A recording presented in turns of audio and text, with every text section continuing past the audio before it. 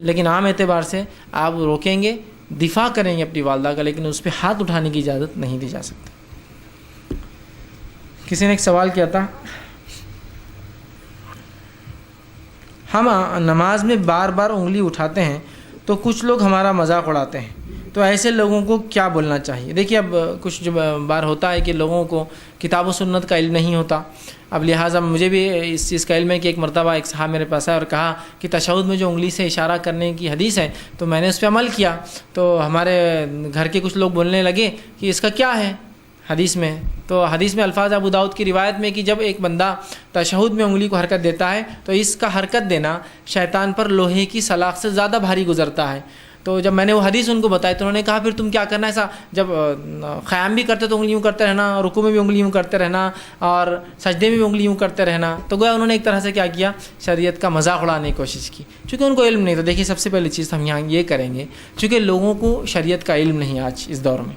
اب اچانک یہ چیز جب سامنے آتی ہے تو لوگ بگڑ جاتے ہیں، لیکن لوگوں کو بھی کام ہے سوچے اور سمجھے اور پھر بات کریں، لیکن لوگ مذاق اڑا دیتے ہیں۔ تو کبھی بھی آپ رد میں مذاق نہ اڑائیں ان کا،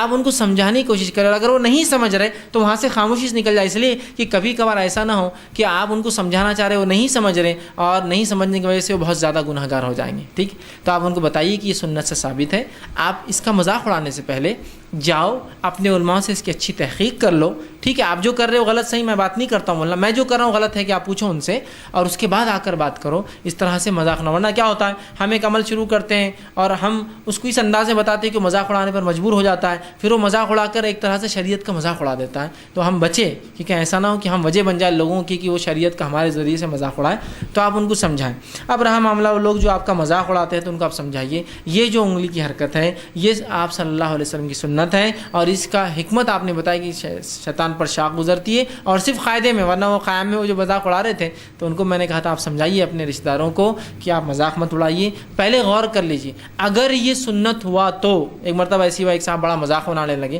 تو میں نے کہا دیکھو ان کو جا کر ایسا کہو، دیکھو اگر یہ سنت نہیں رہا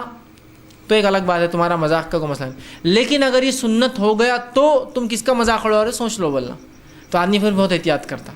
دیکھو بولنا تم پہلے سوچ لو، پڑھ لو، تحقیق کر لو بولنا، پھر مذاق اڑاؤ، کیوں تو سنت نہیں رہا تو کوئی، لیکن رہا تو تم کیا کر رہے ہو تم اندازہ نہیں لگا سکتے بولنا،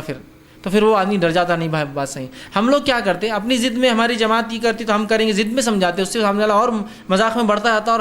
ہدایت سے، حقیقت سے دور ہٹتا ہے۔ تو آپ اچھے سمجھا، دیکھیے بولنا میں جو کر رہا ہوں آپ کو اگر لگتا ہے غلط ہے آپ مذاق مت اڑائیے، بولنا تحقیق کر لیجیے کہ تو اگر یہ سنت نہیں رہا تو کوئی مسئلہ نہیں، لیکن سنت رہا تو تم کیا کر رہے ہو وہ سوچ لو، بولنا ایک بار، خالی ایک بار سوچ۔ تو آدمی بہت وہ کرتا ہے، بہت مطلب ڈر جاتا ہے پھر کہ یار یہ بات تو صحیح ہے، اگر سنت رہا تو ہم تو گئے پھر، ہے نا،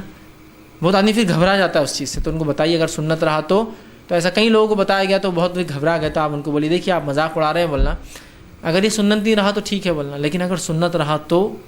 اللہ کے سامنے آپ کیسا کام کریں آپ اندازہ لگائیے، ان کو سمجھانے کی کوشش کیجیے، ٹھیک ہے، اور ان کو منائیے، لیکن اپنا عمل مت چھوڑیے۔ میں سے یہ نہیں کہوں گا لوگ مذاق اڑاتا عمل چھوڑ دیں، لیکن ہرگز اپنے آپ کو وہ سچویشن میں مت ڈال دیجیے کہ ابو جہل وہ ہے جو آپ پہ ظلم کرا، اور آپ جو ہے صحابہ کے دور میں آپ صحابی ہیں۔ کچھ لوگ یہ سمجھ کے ہاں بہت ظلم ہو رہا میرے پہ، اور لوگوں کو بتاتے کہ یہ ہمارے مسلمان بھائی ہے اور ان کی غلط فہمی ہے کہ سنت نہیں ہے، تو لہٰذا آپ وہ استہزاء، وہ مذاق نہیں اڑا رہے ہیں جو کافر جو مومنوں کا یا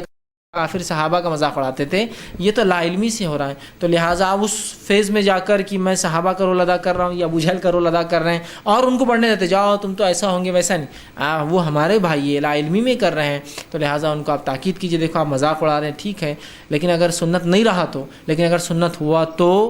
سوچ لو بولنا تم کیا کر رہے ہو۔ تو آدمی بہت گھبرا جاتا پھر کی بات تو صحیح ہے یار، اگر سنت ہو گیا تو، اس لیے کہ ہم کو بہت چیزوں کا علم نہیں ہوتا ہے،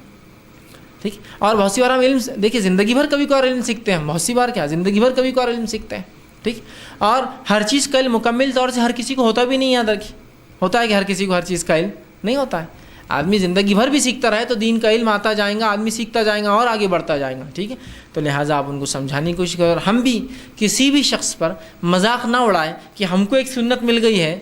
تو ہم بھی وہی کرتے ہیں، مذاق اڑانا، رہے تم یہ ہاتھ یہ ایسا کر رہے وہ ایسا مان رہے یہاں ایسا کھڑے رہ رہے، مذاق اڑاتے ہیں، تو کبھی کبھار ہمارے اس عمل کی وجہ سے وہ بھی کرتے ہیں، تو لہٰذا ہم کو بھی اگر مکمل علم اگر شریعت کا نہیں ہے کہ وہ عمل اس کا غلط ہے تو کبھی ہم بھی کوشش نہ کریں اس کی مذاق اڑانے کی، سمجھ رہے ہیں بات کو؟ سمجھ رہے ہیں؟ اس چیز کو ہم سمجھیں تو لہٰذا آپ ان کو سمجھائیں، لیکن اپنے عمل پہ آپ جاری رکھیں اور ان لوگوں کو آپ بار بار 10 بار ہی مذاق اڑائیں، 10 بار سمجھائیے اور اس طرح ڈرائیے کہ بھائی سنت نہیں رہا تو یہ تو مذاق ٹھیک ہو جائیں گا، لیکن اگر سنت ہوا تو تم خیر مناؤ بولنا۔ تو آدمی، کوئی بھی آدمی پھر بہت ڈرتا ہے اس معاملے میں، اس لیے کہ کوئی بھی آدمی اپنے ثواب جو بھی وہ کماتا ہے ضائع نہیں کرنا چاہتا ہے۔ جی